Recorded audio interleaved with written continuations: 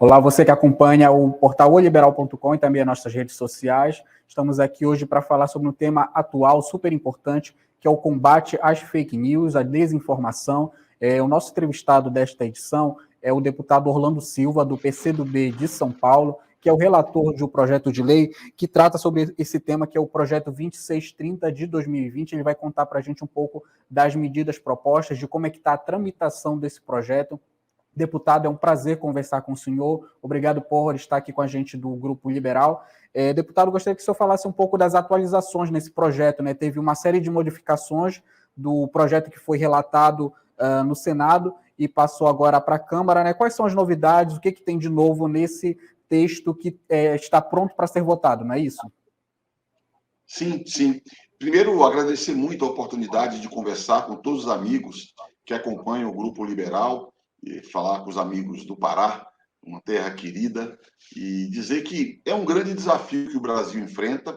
Na verdade, é um desafio não apenas do Brasil, é do mundo.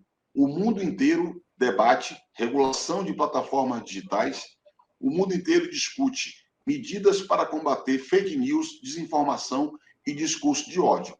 Um projeto foi apresentado no Senado Federal há 3 anos atrás, teve uma tramitação rápida lá, 3 meses, foi votado, mas nós entendemos na Câmara que mereceria um pouco mais devagar, um pouco mais de cuidado na apreciação dessa proposta. E assim foi feito, nós elaboramos uma proposta alternativa de texto que preserva muito do que veio elaborado no Senado, desenvolve alguns aspectos, e a minha impressão é que do último ano, quando nós tentamos votar para cá, novos elementos foram colocados na mesa e que devem fazer com que nós façamos um ajuste no texto que deve ser submetido aos líderes e às bancadas, uma vez que houve uma série de mudanças na composição da Câmara dos Deputados. É necessário uma nova volta de conversa com líderes e bancadas. A essência mantém. É a ideia de defender a liberdade de expressão, garantir que os usuários da internet possam contestar a moderação de conteúdo que as plataformas digitais fazem para defender suas opiniões, defender a liberdade de expressão. Segundo, garantir transparência na operação dessas plataformas digitais. Muita gente não compreende, a sociedade não monitora as regras, os tais algoritmos, que são filtros utilizados por essas empresas. É muito importante nós termos transparência. É importante nós garantirmos responsabilidade. É aquela ideia, liberdade com responsabilidade. As plataformas digitais não podem lavar as mãos. Elas precisam assumir as suas responsabilidades. Quando há impulsionamento, quando há publicação de conteúdo ilegal, tudo isso tem que ser desenvolvido, é tratado na proposta que nós elaboramos. E nós temos uma novidade que é a lei europeia. Deputado, uma questão que nos chamou a atenção e que na verdade são várias novidades que foram implementadas nesse texto, né? Uma delas é o que o senhor coloca, a proposta de que os conteúdos jornalísticos, né, que seriam compartilhados nessas plataformas poderiam ser remunerados. Gostaria de saber como é que isso funcionaria, qual é o modelo, já existe ele aplicado em outros países, como é que isso funcionaria na prática, deputado?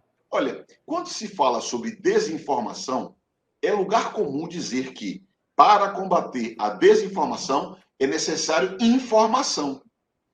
Eu concordo com isso.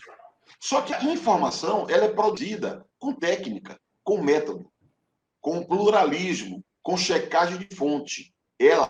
A informação é produzida por jornalismo profissional. O pagamento pelos conteúdos produzidos pelo jornalismo profissional e que são utilizados pelas redes sociais e por buscadores para desenvolver tráfego na internet.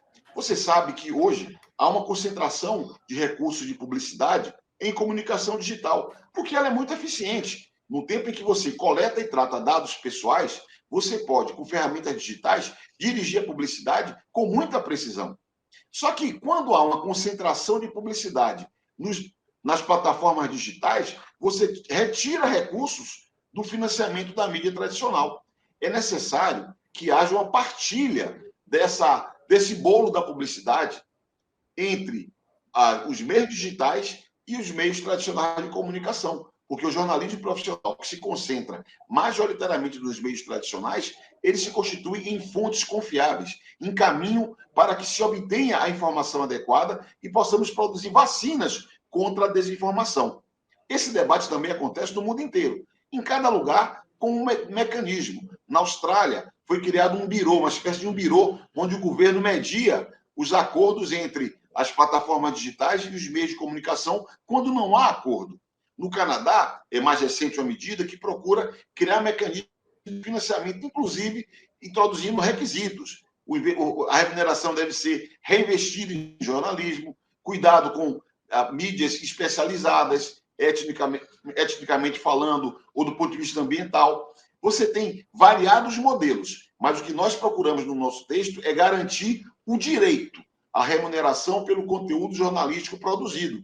E uma regulamentação posterior entrará em detalhes sobre possibilidades de acordo coletivo, até que nível de jornalismo, incluindo jornalismo local, deve ser atendido, o jornalismo especializado, como atendê-lo. Esse é um debate que, na minha visão, não caberia numa lei, mas sim num detalhamento de regulamentação, reconhecido o direito que, na verdade, valoriza o jornalismo profissional e valoriza os autores de quem produz conteúdo original.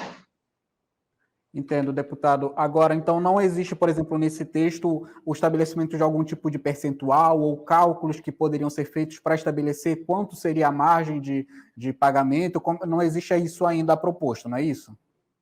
Não, porque você trata de uma atividade privada. Né? Tanto o jornalismo quanto a atividade dos buscadores de redes sociais são atividades privadas.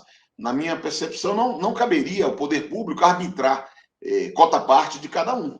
Evidentemente que, mesmo a regulamentação deve indicar diretrizes, mas quando você reconhece um direito, e é o direito de remuneração que está sendo reconhecido, as partes devem sentar à mesa, negociar e definir como um negócio privado. Porque o que acontece hoje é que quem arbitra, quem recebe, quanto recebe e como recebe, são apenas as plataformas digitais. Nós acreditamos que é necessário ter um padrão e que todos que produzem conteúdo original possam receber. Então, o que nós estabelecemos é o reconhecimento de um direito. E a negociação privada é que vai estabelecer os parâmetros desse direito sair da letra da lei e se transformar em realidade. Perfeito. Deputado, agora outra dúvida em relação a outro aspecto do texto, que ele fala sobre a extensão da imunidade parlamentar às contas ou às publicações que os parlamentares têm nas redes sociais, em seus perfis, né? Gostaria que o senhor explicasse como é que isso funcionaria, até porque a gente sabe que já tivemos aí casos de discussões sobre as postagens de deputados, de senadores, né? Isso não cria um ambiente que pode ampliar também esse debate sobre a desinformação, a checagem desses conteúdos que são publicados? Como é que o senhor avalia isso? Olha, o artigo 53 da Constituição prevê a imunidade parlamentar formal e material. A imunidade parlamentar formal diz respeito a como deve ser tratado em processos judiciais os parlamentares. E a imunidade parlamentar material diz respeito à proteção a palavras, falas e votos. É uma medida que o Constituinte previu para proteger o direito de minorias, que podem ser oprimidas pelo governo de plantão.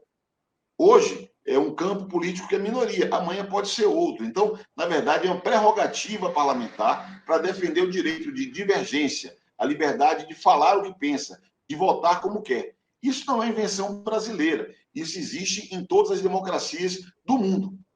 À época, não existia redes sociais. O que nós fazemos é estender as redes sociais o que está previsto para a tribuna, para os meios de comunicação ou para uma manifestação na rua. E a imunidade parlamentar material, ela não é para proteger crime nem criminoso. Nenhum deputado pode cometer crime nas redes sociais, assim como não pode cometer crime na tribuna, nem num palanque.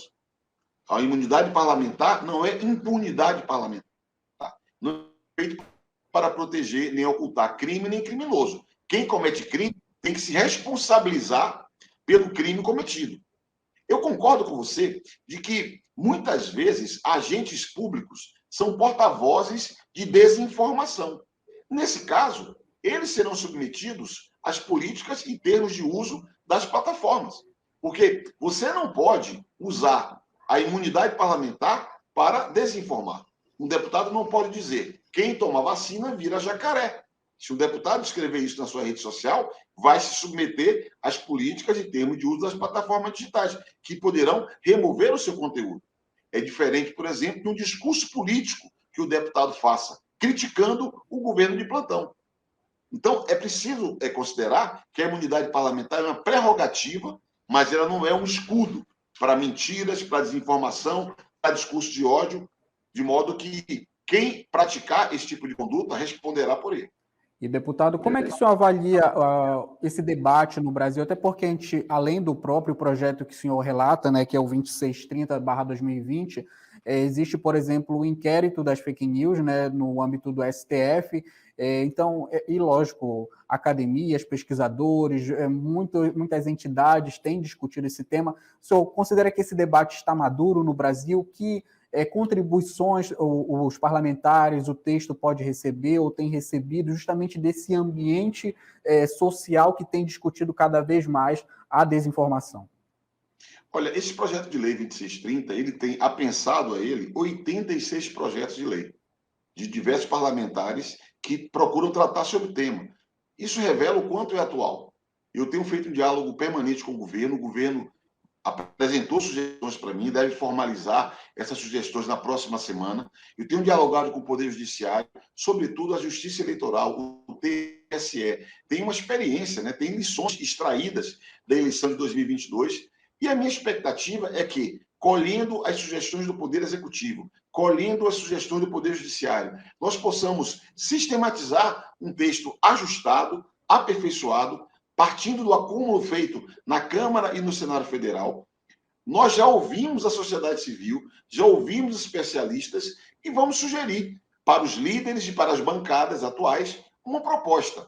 É evidente que é difícil você ter um texto perfeito, um texto que produz o consenso absoluto, mas eu acredito que também é democrático que um tema ou outro que seja polêmico, ele seja resolvido no plenário da Câmara dos Deputados, já que nós temos a possibilidade de, em última palavra, ser do plenário da Câmara. Eu creio que as condições para apreciação desse projeto de lei no plenário, elas amadureceram e agora é trabalhar uma versão que deve ser submetida aos líderes, às bancadas, firmar uma ideia na Câmara, ouvir o Senado, porque esse texto, quando for modificado, voltará ao Senado, e nós desejamos que a Câmara aprove um texto pactuado com o Senado, de modo que o Senado possa ratificar o texto que saia da Câmara. Entendo, deputado. Agora, como é que o senhor avalia justamente essa possibilidade de aprovação, já que a gente sabe que no ano passado o senhor tentou aprovar um pedido de que ele fosse votado com urgência e acabou sendo rejeitado. O ambiente, o cenário político hoje está mais favorável a esse projeto? Como é que o senhor considera que vai ser essa votação? Os líderes têm sido receptivos também em relação a essa proposta? Como é que está o ambiente na Câmara? Olha, me parece que um ano atrás, quando nós tentamos votar esse texto para cá, de um ano atrás para cá, houve muitas mudanças. Primeiro que nós tivemos 249 votos favoráveis à apreciação da urgência e 220 votos contrários. Ou seja, já havia uma maioria de deputados favoráveis à apreciação do texto no plenário. Mas como a regra é uma maioria qualificada, o número é 257, é a maioria absoluta, faltaram 8 votos para que nós aprovássemos o requerimento de urgência. O que mudou de um ano atrás para cá? Primeiro, tivemos uma eleição em que a fake news ela foi muito presente e a Justiça Eleitoral teve que intervir, mesmo que sem lei, para que tivéssemos um processo completo do ciclo eleitoral. Mas aqui temos lições que vamos incorporar à nossa elaboração. Segundo, foi eleito um governo com viés regulatório. Um ano atrás, o governo atuava deliberadamente contra a votação dessa matéria. Hoje, o governo atua abertamente favorável a que haja uma regulação. Terceiro, um ano atrás, nós não tínhamos um padrão de regulação de plataformas digitais. Hoje, nós temos a União Europeia. No ano passado, muitas plataformas diziam: isso aqui é impossível, aquilo ali não pode ser, isso vai ferir meu segredo industrial. Agora, se vale na Europa, vale no Brasil. Então, nós temos já um acúmulo de mérito de conteúdo, de regras que já são aplicáveis às plataformas digitais. E, por fim, nós tivemos o 8 de janeiro, uma tentativa de golpe que foi urdida nas redes sociais. E há um debate sobre se houve ou não omissão.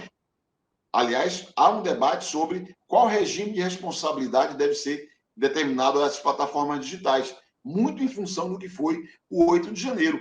Todas essas variáveis fizeram com que o presidente da Câmara, Arthur Lira, que é o líder dos líderes da Câmara dos Deputados, dissesse que é urgente votar o projeto 2630. Então, eu meço o humor da Câmara pela palavra do presidente da Câmara, que é quem tem mais sensibilidade, é quem conversa necessariamente com todos os campos e lideranças de partidos, e ele expressa essa visão de que é necessário construir uma solução. Ele tem dito que é necessário buscar o caminho do equilíbrio, o caminho do meio, a melhor síntese, e esse é o desafio que eu tenho procurado fazer na Câmara dos Deputados. E o mesmo presidente do Senado fez a mesma declaração quanto à necessidade de apreciação desse projeto. Por isso, eu estou convencido de que o ambiente político no Congresso Nacional hoje é favorável para que nós possamos apreciar essa matéria e oferecer ao Brasil e mesmo ao mundo uma proposta que garanta liberdade de expressão, transparência na operação de plataformas digitais e um regime de responsabilidades consentâneo com uma internet saudável, que é o nosso desafio. E, deputado, o senhor pretende apresentar mais um requerimento de urgência para votação em urgência? O senhor considera que, de repente, pode sair essa votação ainda nesse primeiro semestre, ainda esse ano? Como é que está a sua perspectiva de prazo para votação? O caminho que eu acredito é votação de requerimento de urgência e votação do texto no plenário da Câmara para enviar o texto novo ao Senado.